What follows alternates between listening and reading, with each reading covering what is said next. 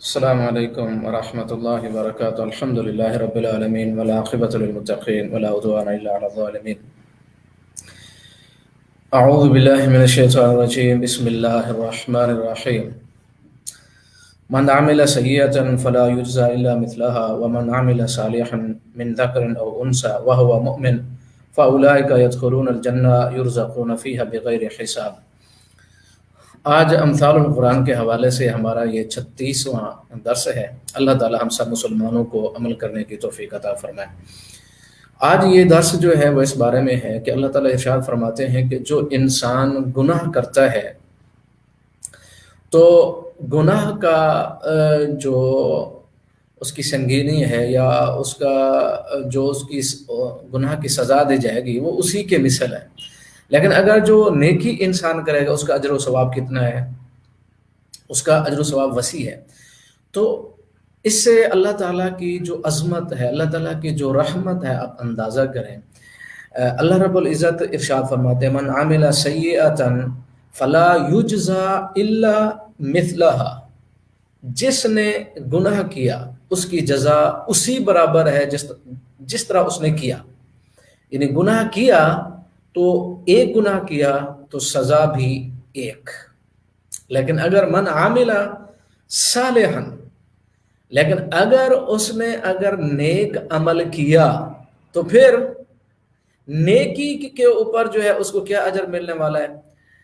تو اللہ رب العزت ارشاد فرماتے ہیں ومن عامل صالحا من ذکر او انثى، کوئی بھی ہو، مذکر ہو نہ تو کچھ بھی ہو، عمل ہے صالح۔ اب صالح کا کیا مطلب ہے؟ یہ نیک، ہم نیک کرتے ہیں، ٹھیک ہے۔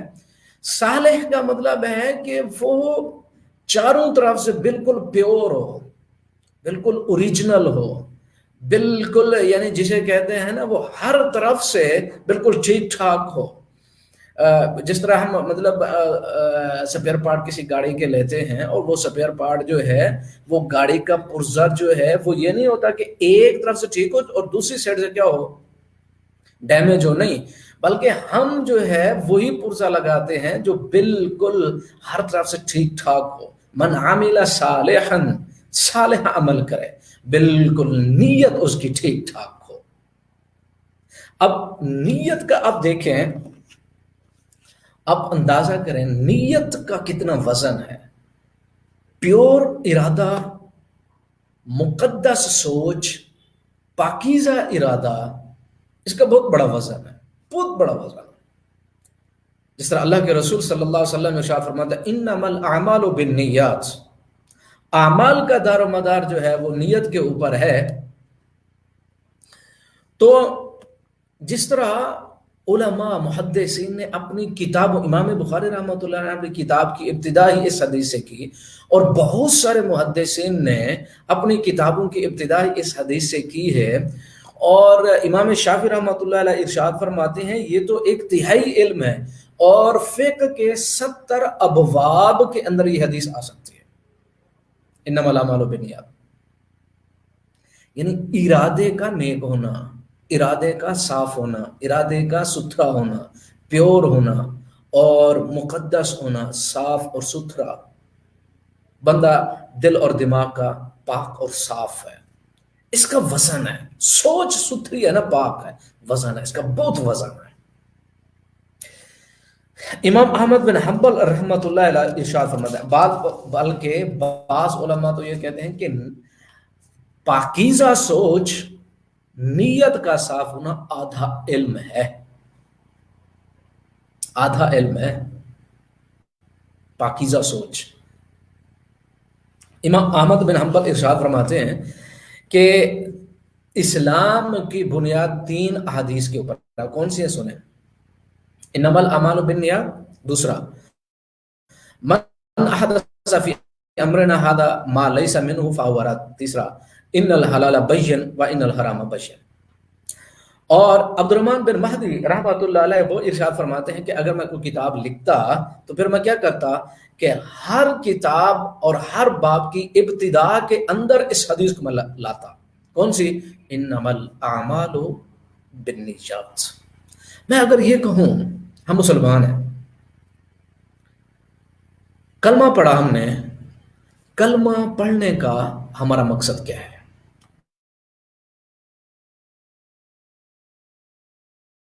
کلمہ پڑھنے کا ہمارا مقصد کیا ہے؟ ہم نے کلمہ پڑھا کیوں؟ ہم کیا چاہتے ہیں؟ لا الہ الا اللہ محمد رسول اللہ صلی اللہ علیہ وسلم، ہر کام کا ایک مقصد ہے. میں کیا چاہتا ہوں کلمہ پڑھ کے؟ ہر کام کی ایک نیت ہے، ایک مقصد ہے. میں کیا چاہتا ہوں مسلمان بن کے؟ میں کیا چاہتا ہوں؟ آپ اس کو سوچتے چلے جائیں تو پھر انسان دیکھتا ہے کہ کلمہ پڑھ کے میں کیا چاہتا ہوں. بھی دنیا ساری زندگیوں میں سارے اعمال کرتا رہا، سارے یعنی کیا کر رہا ہوں میں؟ اچھا کر رہا ہوں، برا کر رہا ہوں، دنیا کما رہا ہوں، آخرت کر رہا ہوں، اللہ کا فرما بردار ہوں، نہ فرمان ہوں، گناہ کیا کر رہا ہوں؟ کلمہ پڑھو. کیوں پڑھا بھائی؟ کیا چاہتا کیوں میں؟ اللہ سے اللہ کو چاہتا ہوں، آخرت چاہتا ہوں، دنیا چاہتا ہوں. میرا مقصد کیا ہے کلمہ پڑھنے کا؟ انما الاعمال بالنیات. اعمال کا درمدار نیت کے اوپر ہے. اور پھر یہ بھی یاد رکھیں کہ ایک انسان جو ہے دکھاتا کچھ اور ہے اور پیچھے کچھ اور ہوتا ہے، لیکن رزلٹ تو اللہ کے ہاتھ میں ہے نا. اللہ تعالیٰ فوراً پکڑ کرتا ہے. اور پھر میں آپ کو ایک دو احادیث سنا کے اپنی بات کو ختم کروں گا اور پھر آیت کی طرف آؤں گا. جس طرح آیت کے اندر اللہ رب العزت ارشاد فرماتے ہیں وَمَن يَخْرُجْ مِن بَيْتِهِ مُهَاجِرًا، ایک انسان اپنے گھر سے نکلا ہجرت کی نیت سے اللہ و رسول، اللہ اور اس کے رسول کی طرف ہجرت کرتا ہے. ثم يدركه الموت، اس کو موت لے لیتی ہے، پکڑ لیتی ہے. موت آ گئی، فوت ہو گیا. فقد واقع اجرہ اللہ، اللہ تعالیٰ اس کو اجر دے گا. اللہ تعالیٰ کے ہاں اس کا اجر ثابت ہے. نیت کر لی نا، بات ختم.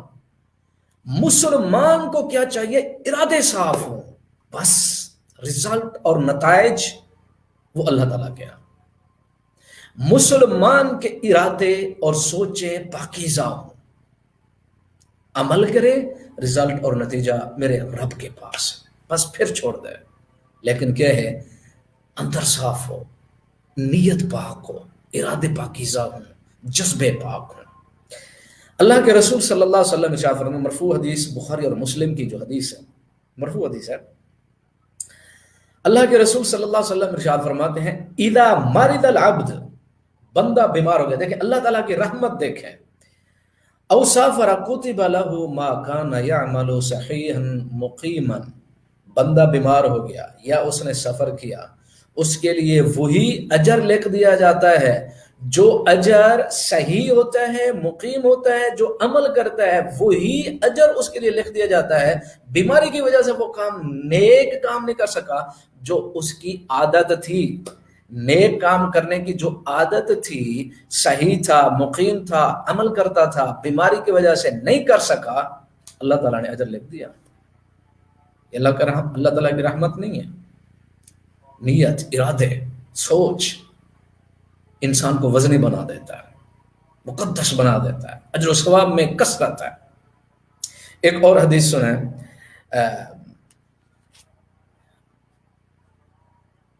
بلکہ میں آیت کی طرف آؤں گا. اللہ رب العزت ارشاد فرماتے ہیں وَهُوَ مُؤْمِنٌ فَأُولَٰئِكَ يَدْخُلُونَ الْجَنَّةَ، وہ جنت میں داخل کر دیے جائیں گے. يُرْزَقُونَ فِيهَا بِغَيْرِ حساب، اور ان کو بغیر حساب کے رزق دیا جاتا ہے.